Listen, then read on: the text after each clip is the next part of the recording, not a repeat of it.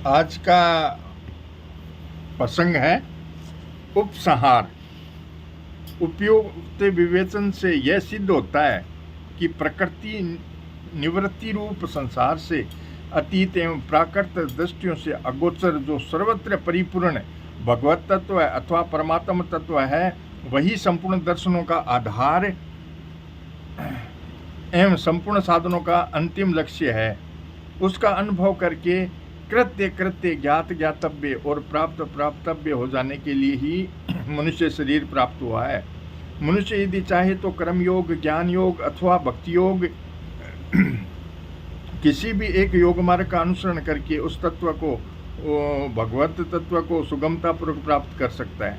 उसे चाहिए कि वह इंद्रियों और उनके विषयों को महत्व न देकर विवेक विचार को ही महत्व दे और असत से माने हुए संबंध में सद्भाव का त्याग करके सत का अनुभव कर ले। सत्ता दो प्रकार की होती है, पारमार्थिक और सांसारिक। पारमार्थिक सत्ता तो स्वतः सिद्ध अविकारी है, पर सांसारिक सत्ता उत्पन्न होकर होने वाली विकारी है।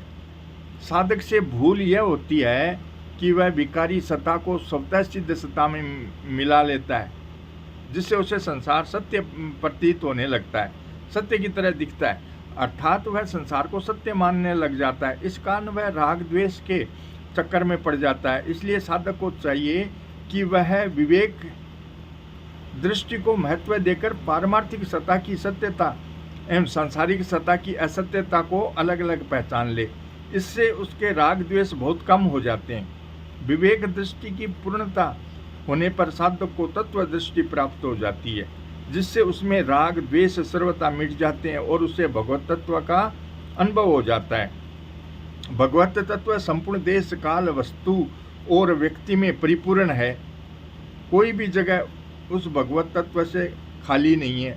अतः उसकी प्राप्ति किसी क्रिया, बल, योग्यता, अधिकार, परिस्थिति, सामर्थ्य, वर्ण, आश्रम, संप्रदाय आदि के आश्रित नहीं है, क्योंकि चेतन सत्य की प्राप्ति जड़ता असत्य के द्वारा नहीं होती, अपितु जड़ता के त्याग से होती है।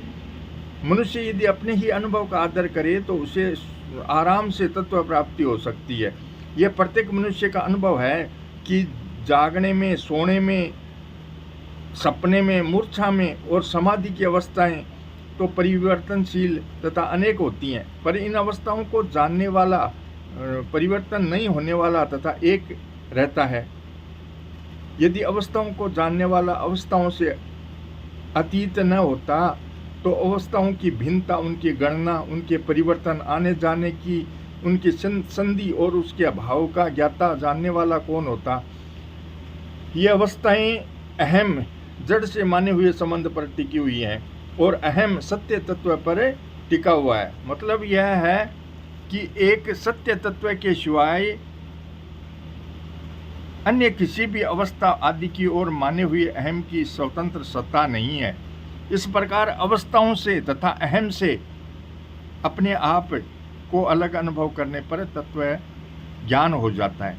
तत्व प्राप्त हो जाने पर अहम और अहम की अवस्थाओं की स्वतंत्र सत्ता सत्य तो किंचित भी नहीं रहती। जिस प्रकार समुद्र और लहरों में सत्ता जल की ही है, समुद्र और लहरों की किसी भी काल में कोई स्वतंत्र सत्ता है ही नहीं, उसी प्रकार अहम और अवस्थाओं में एक भगवत तत्व की सत्ता है, अर्थात सर्वत्र एक भगवत तत्व ही शेष रह जाता है।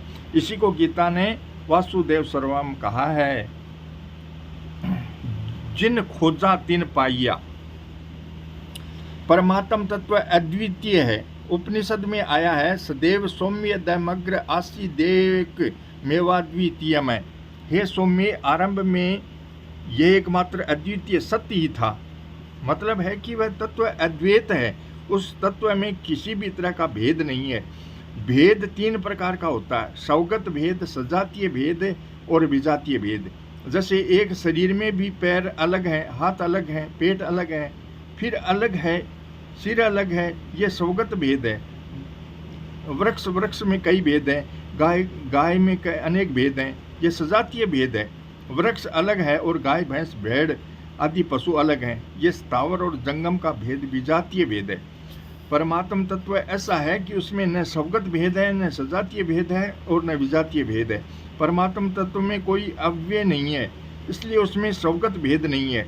जीव भिन्न भिन्न होने पर भी स्वरूप से एक ही है, अतः उसमें सजातीय भेद भी नहीं है। उस तत्व के सिवाय दूसरी सत्ता है ही नहीं, इसलिए उसमें विजातीय भेद भी नहीं है। वह परमात्म तत्व सत्ता रूप से एक ही है। जैसे समुद्र में तरंगे उठती है, बुदबुद पैदा होते हैं, ज्वार भाटा आता है, पर यह सब का सब जल ही है।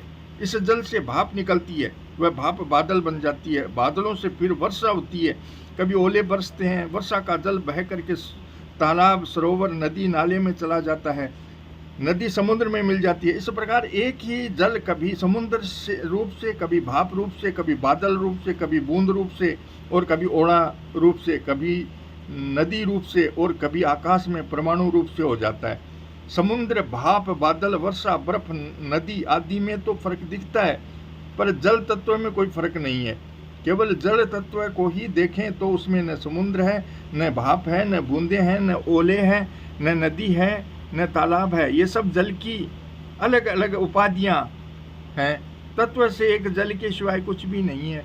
इसी तरह सोने के कई गहने होते हैं, उनका अलग अलग उपयोग, माप, तोल, मोल, आकार आदि होते हैं, परंतु तत्व से देखें तो सब सोना ही सोना है।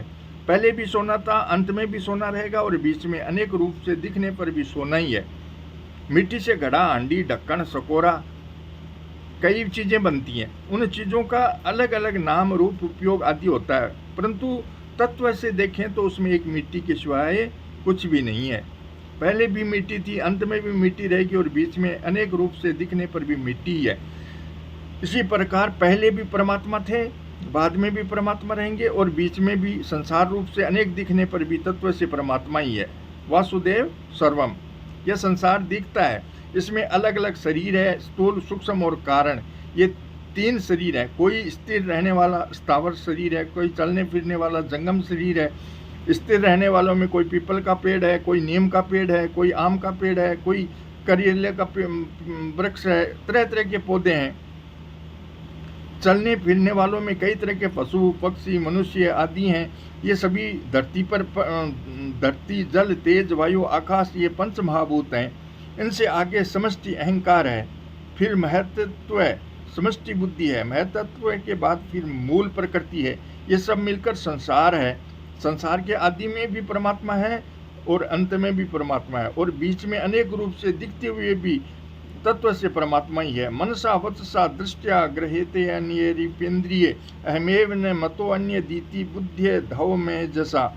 मन से, वाणी से, दृष्टि से तथा अन्य इंद्रियों से जो कुछ ग्रहण किया जाता है वह सब मैं ही हूँ, अतः मेरे सिवाय दूसरा कुछ भी नहीं है। यह सिद्धांत आप विचारपूर्वक शीघ्र समझ लें, अर्थात स्वीकार कर लें। देखने, सुनने और चिंतन करने में जितना संसार आता है वह मोह मूल ही है, क्योंकि उसकी वास्तविक और स्वतंत्र सत्ता है ही नहीं।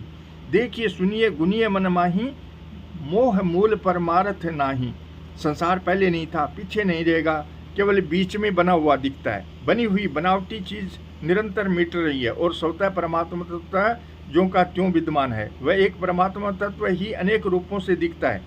परमात्म तत्व एक होते हुए भी अनेक रूपों से दिखता है, और उनके अनेक रूपों से दिखने पर भी स्वरूप से एक ही रहता है, कारण कि वह एक ही था, एक ही है और एक ही रहेगा। वह एक रूप से दिखे तो भी वही है, और अनेक रूप से दिखे तो भी वही है। जल से बने भाप, बादल, बर्फ आदि सब जल ही हैं। सोने से बने गहने सोना ही है, मिट्टी से बने बर्तन मिट्टी है। इसी तरह जो अनेक रूपों में एक परमात्म तत्व को ही देखता है, वही तत्वज्ञ जीवन मुक्त ज्ञानी महात्मा होता है, कारण कि उसको यथार्थ ज्ञान हो गया।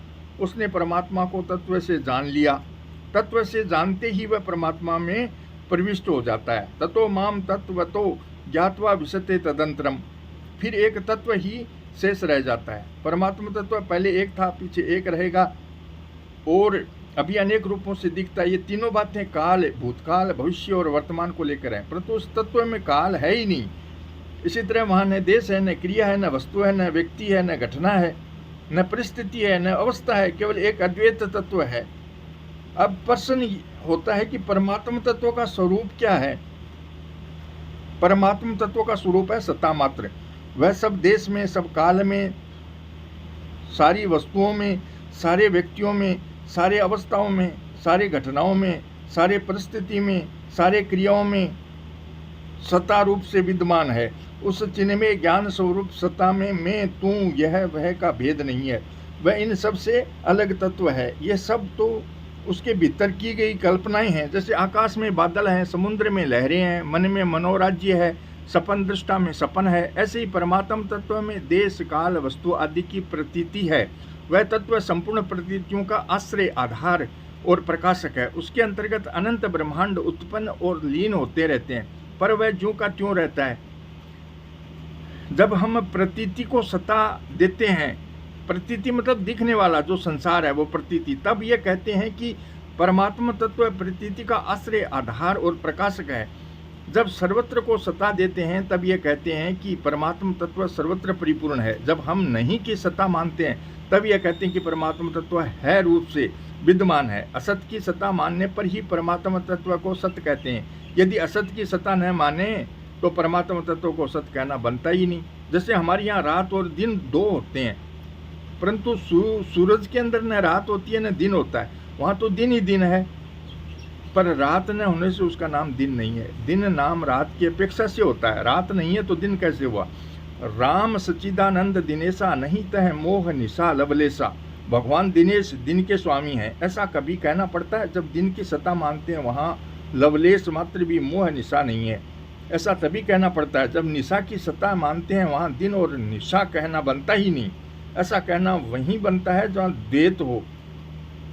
नो धम व परिहारो व क्रियताम द्वैत भाषिया, अर्थात शंका समाधान द्वेष भाषा से ही होता है। मतलब है कि दूसरे की कुछ न कुछ सत्ता मानकर ही परमात्मा का वर्णन, विवेचन, विचार, चिंतन, प्रश्नोत्तर आदि होता है। योग वासिष्ठ में राम जी और वशिष्ठ जी का संवाद आता है। राम जी ने वशिष्ठ जी से पूछा कि महाराज, आप जिस ब्रह्म की बात कहते हैं वह ब्रह्म क्या है, कैसा है। यह सुनकर वशिष्ठ जी चुप हो गए। थोड़ी देर बाद राम जी ने फिर कहा कि महाराज, उस ब्रह्म का वर्णन कीजिए। वशिष्ठ जी ने कहा कि मैंने उसका वर्णन कर दिया। मतलब है कि मौन ही, चुप रहना ही उस ब्रह्म का वर्णन है।